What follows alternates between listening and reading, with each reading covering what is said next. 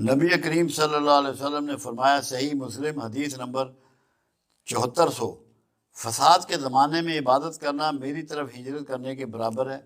مطلب سمجھا دیں۔ اللہ کے رسول صلی اللہ علیہ وسلم کا فرمان، ایک شخص نے کہا، رسول اللہ صلی اللہ علیہ وسلم مجھے آپ سے محبت بہت ہے۔ آپ نے فرمایا اچھا۔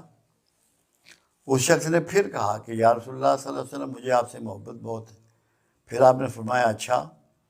پھر تیسری بار اس شخص نے کہا کہ رسول اللہ صلی اللہ علیہ وسلم مجھے آپ سے محبت بہت ہے۔ آپ نے فرمایا پھر غریب ہونے کے لیے تیار ہو جا۔ کیوں؟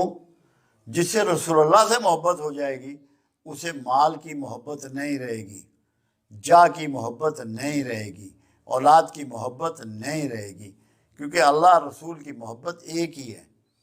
جب وہ رسول اللہ کی محبت میں ہو جائے گا تو طریقہ رسول پر زندگی گزارنی شروع کرے گا۔ پھر وہ مال اکٹھا نہیں کرے گا، مال کو اللہ کی راہ میں بانٹے گا۔ پھر راتوں کو جاگے گا، کم کھائے گا، کم سوئے گا، کم بولے گا، چور کے چکر میں نہیں رہے گا۔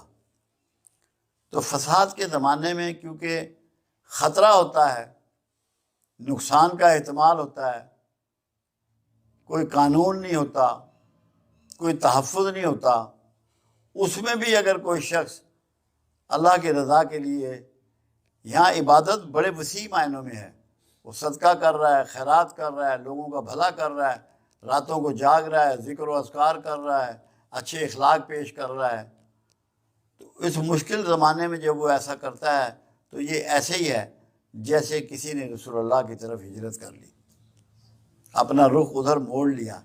کیونکہ جو لوگ رسول اللہ کے پیچھے ہجرت کر کے گئے وہ کتنے خطرے میں تھے، کتنے نقصانات اٹھائے، کتنی پریشانیاں ان کو دیکھنی پڑیں۔ یہ مقصد ہے کہ جب آپ عبادت کا ارادہ کر لیں فساد کے زمانے میں، اس کا مطلب ہے کہ آپ نے اپنے آپ کو رسک میں ڈال دیا۔ جب حجاج بن یوسف آیا تھا مکے میں تو حرم خالی رہتا تھا، وہ فساد کا زمانہ تھا، فتنے کا زمانہ تھا۔ اس زمانے میں جو اگر عبادت کر رہا ہے اور طریقہ